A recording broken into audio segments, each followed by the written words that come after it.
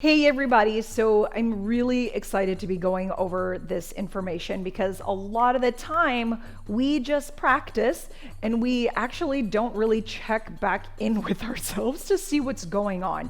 So we're going to talk about the 3 common mistakes of hip lifts. At least I feel that they're the most common because these are the things that I typically fix people in their body with their hip lifts. These are the issues I usually address, okay? So the first thing that we're gonna be talking about is the bounce, okay? The infamous bounce. So let me show you what hip lift I'm talking about first. You have a baseline for the one that we are correcting all of these movements to, because there's so many hip lifts that if you don't really identify what you want first, you don't really know what you're going for and you don't really know why you're cleaning something up. So the hip lift that we're going for here is the one where it's underneath ourselves with our heel lifted. Okay, so this is our beautiful, lovely, right? So I want you to first see what changed in my body. This is one, our bounce.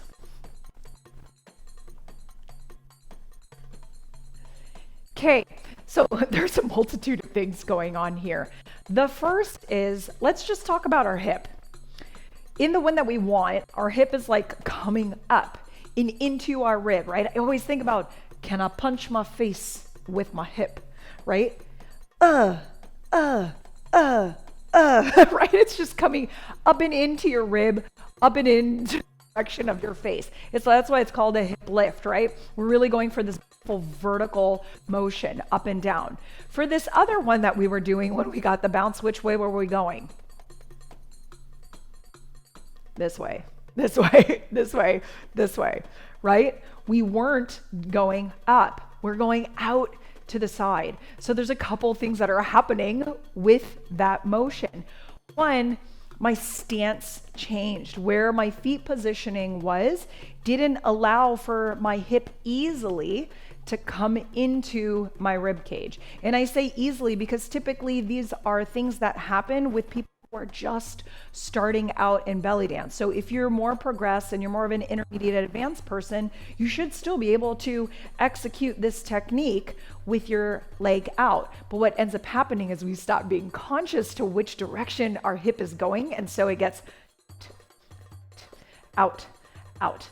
The other thing I want you to notice is what happens when I'm done with my hip lift. I'm just kind of falling back.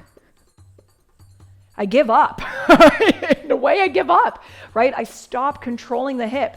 I just think I have to control it on this up, but I don't control it on this down. And what ends up happening is I just swing the other way and I put a crap ton of pressure on my trochanter on the side here. So that's not what we want, because why? Bow, bow, bow, can induce pain, and we don't want pain. So, and it's just not what you want for it to look like either. So you're pushing out. You see how it's just like, it's more of like a hip slide than anything, but it's not a hip lift.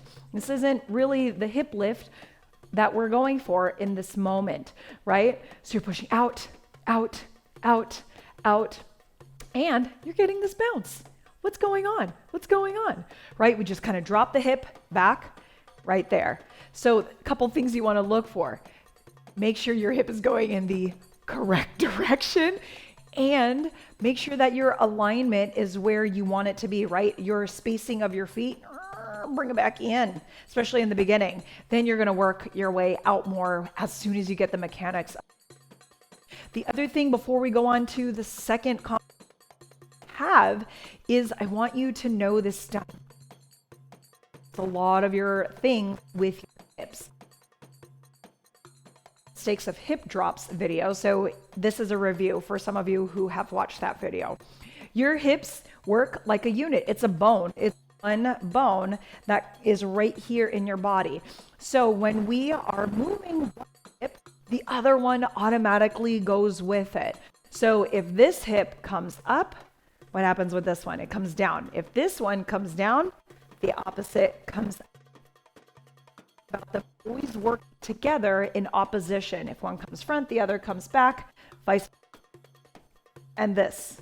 That's how we get our Ami, right? That's how we get our Ami. So when you're doing that movement, you want to be aware, and this is the next thing that we're going to be talking about, is when my hips move, this is what we want, and then here is the next mistake. What changed? Yeah, so again, correct?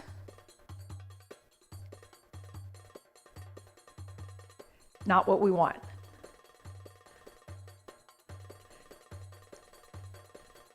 What happened, right? What happened is we stopped bending our knee. We stopped keeping it soft and pliable. And when that happens, we lock it out and our hip has nowhere to go on that standing leg. If you're in releve and doing this kind of movement, you have more give, right? But when your foot is flat on the floor, your hip has to transfer that energy of coming down somewhere. And what ends up happening is you end up sitting out. Or you just don't go anywhere with it and you get this and you actually come back to neutral. But when you're here, it looks like it's down because this one is being pulled so high up. Do you get what I'm saying? So although it is down in comparison to this, it's not really down. You want it to be down from this original position.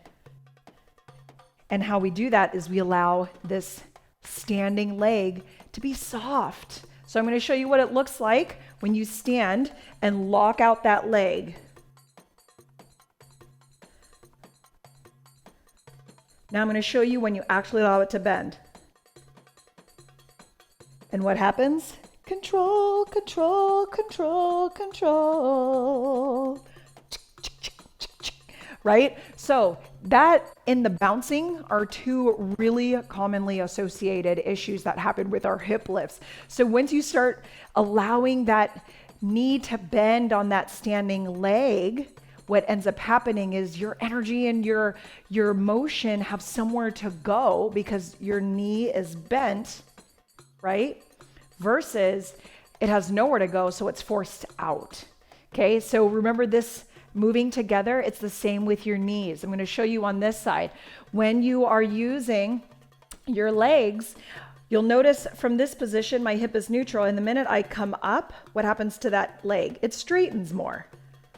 The problem is not necessarily this side, but we go like this and we push so much into the ground that it forces the other leg to just be like, and we think we're doing it, but we don't alleviate the bounce, right?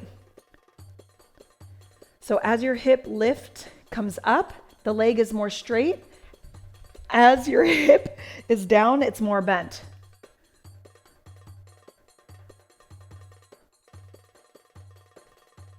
Does that make sense? Yeah.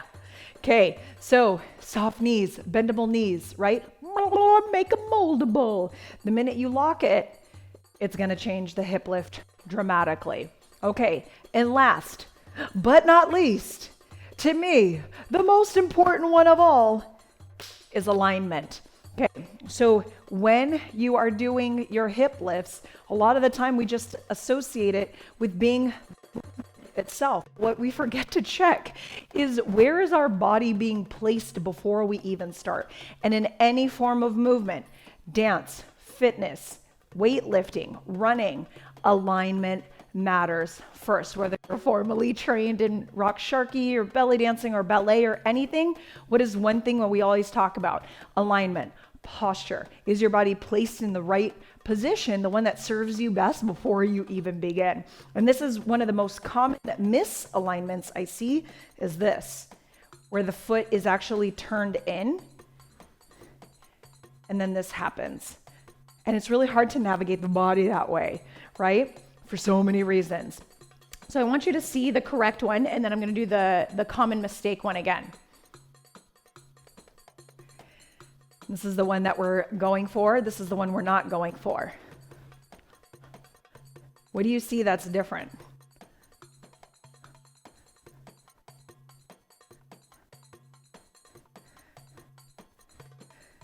First of all, owie! That's what my 2-year-old says. Owie. I'm like, ugh. When you're twisting the leg like that, you're putting in your body in a moment of strain because we're not made to be moving so much all the time consistently like this, right? We got to put ourselves in alignment. So if you're typically pigeon-toed, you need to go just from the bottom up. It's one of the easiest directions to go. Just start from the bottom, work your way up. If you're standing like this, or even just slightly like this, do you see how my toes aren't facing forward? Yeah, it's going to cause some issues later. Believe me, I've had pigeon-toed issues for the longest time and I had to train myself out of it. So I totally get it. So when you're here, what ends up happening? What happened to my knee? Rotate it in. Oh my God. Oh my God. Oh my God. And then you do the boogie. No, I'm just kidding. No, your knee is in. And what is your knee also connected to? Your thigh bone. And your thigh bone is also connected to your hip bone. And so what ends up happening is when your thigh bone is here and you start to rotate it because there's the ball in the socket joint right here in your hip, we just don't have the knowledge yet in the beginning to isolate the two. And so what ends up happening is your hip comes along with the knee. Yeah. And instead of starting off squared to where your movement is more stacked and in alignment with your hips being in the same direction as your knee for right now and your ankle and your toes, on that all in the same direction. So when you lift that knee and begin, you're in a really strong and safe position for your body. Boom. Versus. And if you were to see me from different angles, what's happening? I'm actually twisting. I'm kind of twisting because my hip is already compelled to move more forward than just up. So the first thing you want to check anytime you're doing any kind of movement, we're just talking about it right now for hip lifts, you need to check where is your body at before you even start, right? So now we're going to put it all together. We had this guy.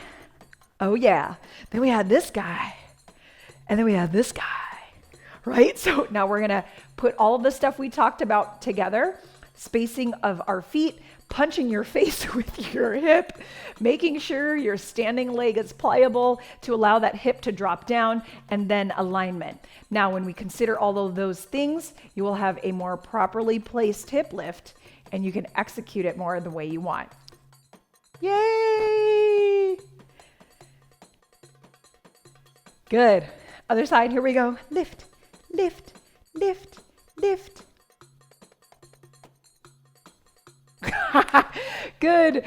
Awesome work today. If you have any questions, please comment below. I would love to hear your thoughts on how this video was for you. And if you have someone or know someone who is also experiencing some of these common mistakes in hip lifts, share with them the video. We want to make sure that they're dancing at their highest potential so we can get those challenges out of the way and get them doing great hip lifts. Thanks so much, and I'll see you next time.